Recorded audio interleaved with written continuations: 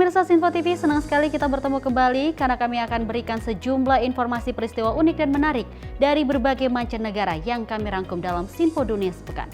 Bersama saya Dewi Manik, simak informasi berikut ini.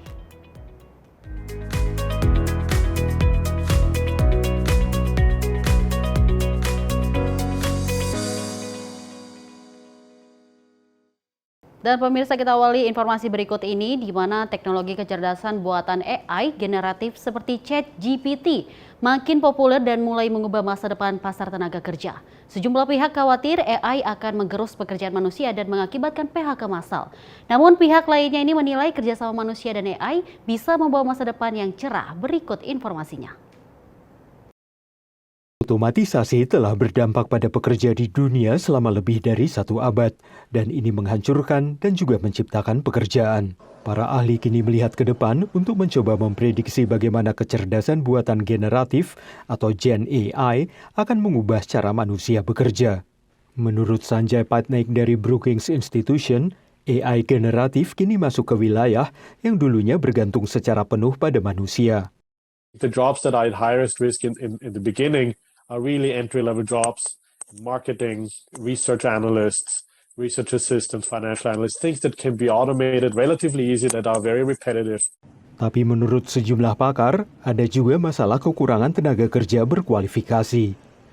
Menurut Susan Biller dari Federasi Robotika Internasional, AI hanyalah mengisi kekosongan. We're also looking at rather job that do vanish because no one is training on those jobs yet. A good example for that is the welder. So we use the robotic solutions to overcome that issue and actually still perform all the welding jobs needed. Abigail Gilbert dari Institute for the Future of Work mengatakan, ada sejumlah hal yang tidak bisa dilakukan oleh kecerdasan buatan. There is still a strong demand and a persistent demand for communication, critical thinking, and leadership within businesses. So those kinds of talents that are secured from, I suppose, arts and humanities subjects remain critically important to the labour market. Menurut Sean Daly dari Niagara University, AI akan tetap ada, dan salah satu cara untuk bisa tetap bekerja adalah dengan menjadi ahli AI. People who understand the machine will have their abilities so tremendously magnified. Some of them are going to be content creators who can create unique pieces and unique forms from the text generators, the image generators, the video generators, and boy, the program generators. Untuk mencapai tujuan itu, Gedung Putih telah mengumumkan rencana meningkatkan jumlah spesialis kecerdasan buatan dalam Dinas Pemerintahan Federal menjadi 500 orang pada tahun depan. Dari Arlington, Virginia, saya Helmi Yohanes dan tim VOA. Masih dengan seputar AI, pemirsa, sejumlah perusahaan di Kenya termasuk usaha penerbitan mulai memanfaatkan kecerdasan buatan AI untuk menekan biaya produksi dan iklan. Dan tren ini membuat sejumlah ilustrator dan biro iklan cemas kehilangan pendapatan karena AI bisa mengambil alih pekerjaan yang selama ini mereka lakukan.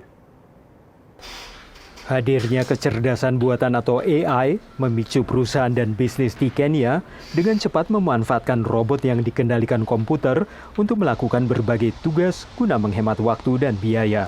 Kartasi Products, salah satu perusahaan penerbitan terbesar yang berpusat di Nairobi, termasuk salah satu yang memanfaatkan teknologi AI. Daripada mengandalkan seniman dari luar, perusahaan ini kini menggunakan AI untuk menangani sampul buku, pengiriman pesan, dan tata letak, dan telah memangkas waktu desain produk dari sekitar 3 bulan menjadi 1 bulan. Because everything is within your fingertips. So you find that you don't only save on time, but also you save on cost. Because you don't have to hire out any services. So at the moment we are saving, the cost savings that we are getting from AI, it is translated into the final product. Menurut David Karega, Kepala Afrika Timur dan Selatan perusahaan komunikasi Woodrow, AI membantu perusahaan ini menjangkau pelanggan mereka. With AI where organizations, institutions, and companies are starting to look at AI in the sense of, how can it help me in this moment where my budgets are cut to still continue doing, effective communications. And what I've observed is AI becoming a kind of a value creator, and you can look at it being a value creator both from an agency perspective and from a client perspective, or the company. Adopsi AI memicu kekhawatiran di kalangan seniman dan biro iklan bahwa pendapatan dan pekerjaan mereka akan terus menyusut. Simon Wansia, kepala kreatif The Arts Group, mengakui adanya tren dan keuntungan biaya. Meski menurutnya, perusahaan akan lebih baik mengandalkan para profesional untuk menangani periklanan mereka. All the design work is done in-house, so that means that's less revenue for the agency. So we'll definitely take a hit. But we do not foresee a situation where companies do that, because we always emphasize and also try to advocate for that. People need to focus on their key strengths. Saat ini program AI yang dipakai dalam periklanan masih sering menggambarkan makhluk yang kurang sempurna atau pemandangan yang tidak nyata, dan ini membutuhkan waktu yang lama untuk diedit. Menurut Pusat Riset Periklanan Dunia, belanja sektor periklanan di Afrika turun 11,6% tahun lalu, dan ini menjadi indikasi kemungkinan peningkatan penggunaan AI. Dari Arlington, Virginia, saya Helmi Yohanes dan tim VOA. Kita berharap kerjasama manusia dan AI bisa membawa masa depan yang cerah seperti informasi berikut ini pemirsa. Penjualan secara daring di Afrika masih terbatas di wilayah perkotaan akibat kurangnya efektivitas sistem alamat dan masih banyak warga tidak punya rekening bank. Karena itu sebuah perusahaan menawarkan solusi kecerdasan buatan AI ini agar usaha kecil bisa memperluas pasar ke lebih banyak orang. Ini dia informasinya. Domain Foods adalah bisnis jasa boga di Ghana yang terinspirasi kue tradisional yang disebut bofrot. Dengan penambahan topping khusus pada donat buatan rumahan ini, menurut CEO-nya, mereka membantu pelanggannya merayakan kehidupan dan kasih sayang. We want to help people celebrate birthdays, special occasions, anniversaries. I miss you days, I love you days, any day, any of life's moments that you want to celebrate.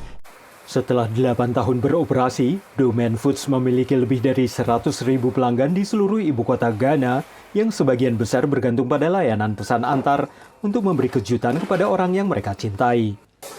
Tapi banyak pelanggannya tidak punya alamat resmi. Ini masalah yang umum terjadi di benua Afrika. Beberapa juga tidak memiliki rekening bank sehingga mempersulit pembayaran. Menurut Francis, tantangan seperti ini menghambat bisnisnya, terutama pada saat-saat sibuk. Tapi kini ia terbantu peralatan kecerdasan buatan yang disebut Chatbots Africa dari perusahaan M-Notify yang berbasis di Accra. The chatbot is able to take the order, is able to remember all the details, and then it's able to also give them the payment link. They confirm they receive the payment. And the chatbot is able to confirm the payment and then tell us that this customer has paid, this customer has not paid, this customer wants to pay cash on delivery. All those details are taken care of and it's very seamless. Pelanggan menggunakan alat AI ini untuk melakukan pemesanan serta pembayaran melalui sistem pembayaran lokal seperti uang elektronik dan berbagi lokasi untuk pengantaran. AI kemudian menerjemahkannya ke sebuah SMS ke pemilik usaha dan perusahaan pengantaran. Menurut Francis, bisnisnya meningkat 25% berkat Chatbots Africa.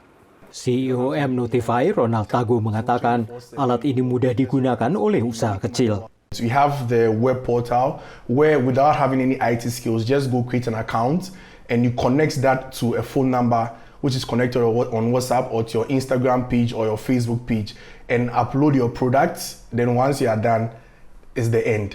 Ronald sedang mengembangkan lagi alat bantu AI untuk menjembatani kesenjangan e-commerce seperti pengenalan suara bagi mereka yang tidak bisa membaca dan menulis. So imagine a seller on the market who doesn't read and write. They are still able to sell their tomatoes and vegetables to other customers who also do not read and write, all with the power of voice. Para ahli e-commerce mengatakan pengenalan kecerdasan buatan atau AI ke pasar akan membantu meningkatkan penjualan dan mengurangi kemiskinan, terutama bagi warga marginal di benua Afrika. Dari Arlington, Virginia, saya Helmi Yohanes dan tim VOA.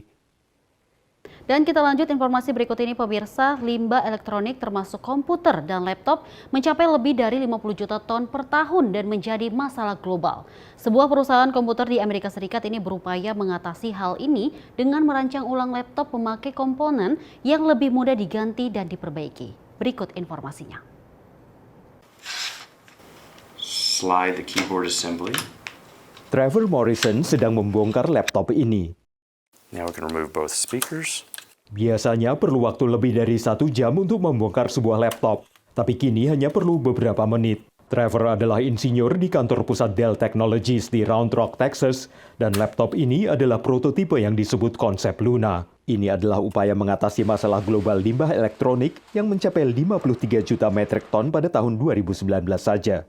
Laptop tradisional berisi banyak sekrup kabel dan perekat sehingga sulit untuk dibongkar. If you have something of a display that's very difficult to detach, it takes too long, you may not recycle it. It makes it difficult. Konsep Luna meniadakan semua kesulitan itu. Laptop ini memiliki bagian saling terkait yang bisa saling ditukar sehingga lebih mudah diperbaiki dan didaur ulang. Bagian yang rusak bisa diganti tanpa mengganti seluruh laptop. Maybe the keys are getting grimy or has dirt or something like that, or getting wear on them. But the electronics underneath are perfectly good and can be reused. So that's an example where we can make changes to the keyboard lattice on top, change that out, and have a longer life. Menurut Dell, desain konsep Luna bisa mengurangi jejak karbon laptop hingga 50% dan ini baik bagi lingkungan dan konsumen. Instead of now, another $2,000 going to purchase a new piece of equipment, there's the capability to be able to repair it yourself or take it literally down the street and someone else can repair it. Bahkan mungkin robot yang memperbaikinya. Sistem otomatis seperti ini suatu saat nanti bisa memperbaiki laptop modular dalam skala besar sehingga dapat mengurangi jumlah sampah yang dibuang ke TPA. Bagi sektor bisnis, dampak keberlanjutan dan penghematan biaya bisa sangat besar, terutama bila penggunaan telemetri oleh konsep Luna menjadi kenyataan. Data yang dikumpulkan dari setiap komponen bisa memberikan wawasan tentang masa pakai yang tersisa. Data that we can take over time. How many keystrokes are on a keyboard? How many usage of a trackpad? It takes all the history, and it knows it's like, okay, there's 90% of life left in this keyboard. There's over 90% of life in the battery.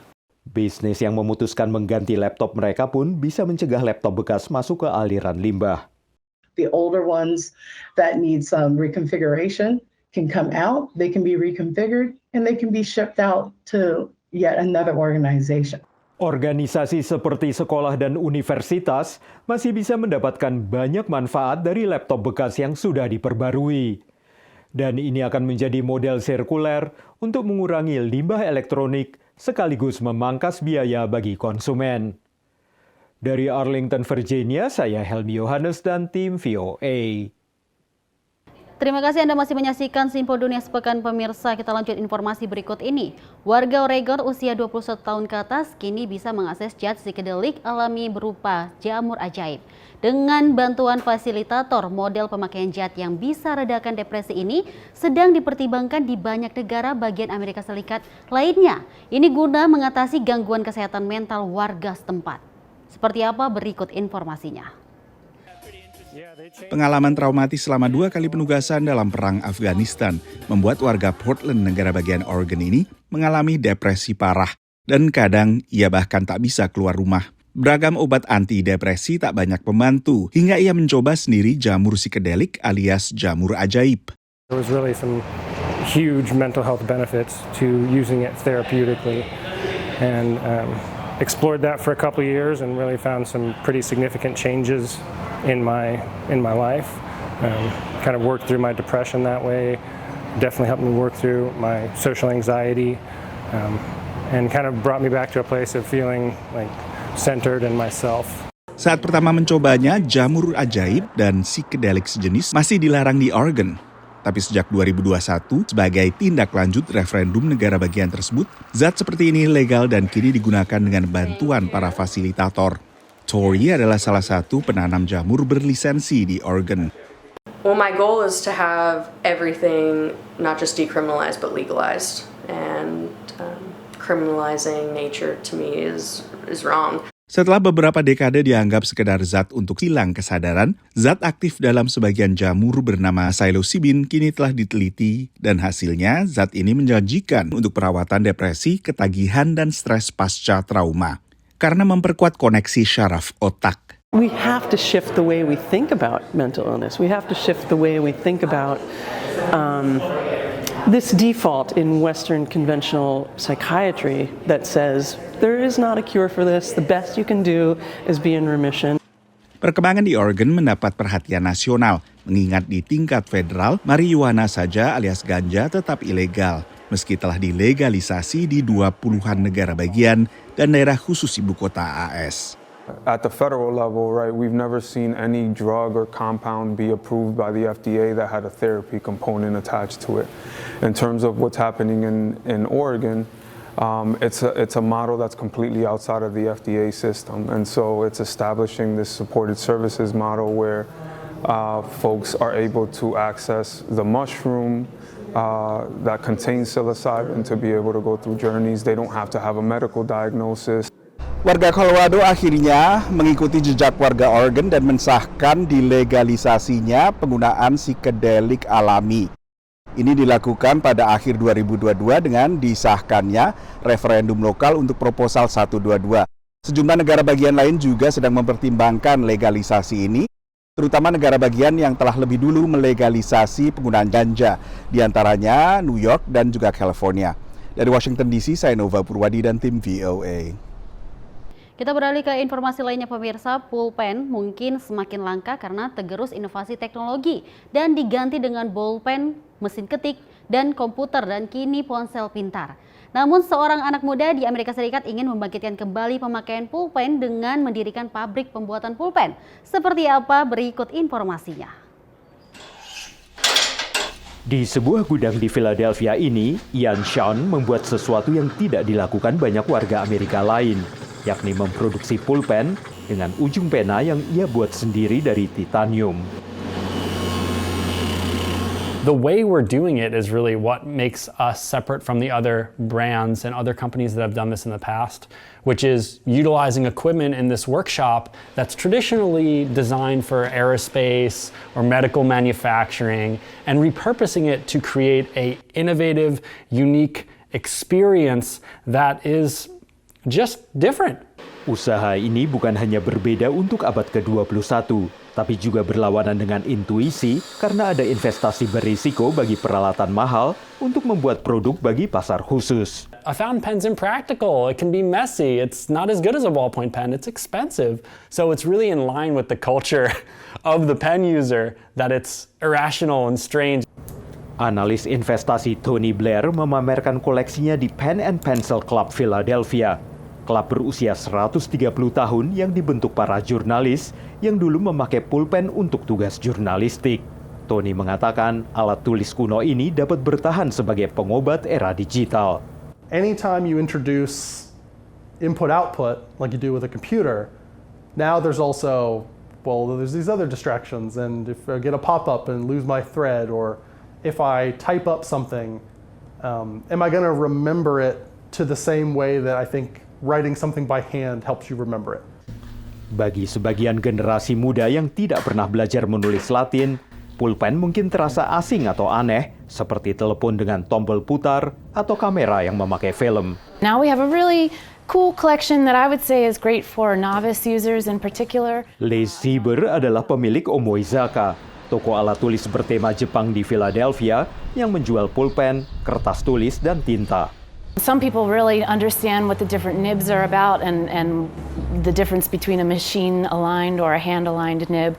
And then we also meet a lot of people who have never tried one before and are looking for something that's like not too expensive, easy to use, plays nice with a lot of different types of paper. Ada lebih banyak toko di Jepang yang menjual pena Sean buatan Philadelphia dibanding di Amerika sendiri. Dan ini adalah peran kecil dalam ekspor Amerika yang masih defisit dalam perdagangan dengan Jepang. I love that challenge. I love being the underdog, and I like just also, defying the things we think about when it comes to the way we run a business, are very in line with the reasons people use fountain pens. Tantangan yang dijalankan Sean untuk mengembangkan industri pulpen pada era digital ini dipandang seperti menuliskan halaman baru dalam kisah kewirausahaan Amerika. Dari Arlington, Virginia, saya Helmi Yohanes dan tim VOA. Dan informasi berikut ini, pendidikan di pedesaan Afrika sering menghadapi masalah tidak adanya guru dan listrik. Dan juga siswa memakai bahasa daerah yang berbeda dengan bahasa utama negaranya. Di Kenya, ada upaya mengatasi hal ini dengan penyediaan tablet bertenaga surya yang dilengkapi aplikasi pelajaran dalam berbagai bahasa. Simak informasinya untuk Anda. Anak-anak ini mengikuti pelajaran lewat tablet komputer di SD Lehili di Kabupaten Wajir, Kenya. Mereka menggunakan aplikasi yang disebut M-Lugha yang bisa menerjemahkan pelajaran dalam bahasa Inggris dan Swahili, dua bahasa pengantar utama di Kenya, ke dalam bahasa daerah. Para pengembang aplikasi ini memasang perangkat lunak pada tablet bertenaga surya ini bagi para siswa yang tidak memiliki akses listrik. Because of that connectivity issues, we made the app offline, which means you don't need internet to access it. And then we also have portable solar panels to also charge the tablet. Lebih dari 70% siswa di Kenya Utara tinggal di wilayah tanpa listrik yang awalnya menjadi masalah besar bagi pengguna M-Lugha. Tapi kini mereka bisa dengan mudah mengakses kontennya. Menurut para guru, aplikasi ini meningkatkan pembelajaran. The initiative so far is going to help these kids. So far I have seen the kids are mastering. It will also improve on the enrollment of our kids here. It will sharpen the kids' mind. It also isn't the work of the teacher. Karena buruknya infrastruktur dan kurangnya guru di sekolah-sekolah, anak-anak di timur laut Kenya harus belajar dalam kondisi seperti ini. Abdi Nur mengatakan kepada VOA, perusahaannya berencana menjangkau lebih banyak murid di wilayah terpencil agar mereka bisa belajar dalam bahasa ibu mereka. We have piloted in the Somali language. So in the coming few months, we'll also go to the other part of the country where we have the Maasai community and also pilot there. So by the end of this year, we're hoping to give out more than 3,000 tablets. Biaya untuk tablet ini umumnya ditanggung warga setempat atau LSM. Menurut UNICEF, salah satu tantangan mendasar dalam pembelajaran di Afrika Sub-Sahara adalah bahasa yang dipakai dalam pembelajaran seringkali berbeda dengan bahasa ibu para siswa. With the new curriculum now, there is a focus on indigenous languages. And the use of now, the fact that M-Lugha is bringing on board the access to translation services. Because when you teach a child at that formative age, in their mother tongue, even their understanding, their access, their capacity significantly improves. Pendidikan anak usia dini atau PAUD di Kenya tidak terpusat. Dan menurut para ahli, pemerintah daerah perlu menyediakan lebih banyak dana untuk sekolah dan pendidikan prasekolah. Our plans is that they become a bit, digitally upgraded even as they go to grade 1 and 2. Terlepas dari berbagai tantangan yang dihadapi para siswa di wilayah pedesaan Kenya, inovasi seperti aplikasi M-Lugha memberikan secerca harapan bagi mereka untuk dapat juga mengakses pendidikan berkualitas seperti halnya para siswa di wilayah lainnya di Kenya. Dari Arlington, Virginia, saya Helmi Yohanes dan tim VOA. Ya pemirsa, informasi tadi mengakhiri perjumpaan kita kali ini. Pantau dan saksikan terus Sinpo Dunia Sepekan setiap Sabtu dan Minggu hanya di Sinpo TV. Saya Dewi Manik dan mewakili kru yang bertugas pamit undur diri. Terima kasih atas kebersamaan Anda dan happy weekend.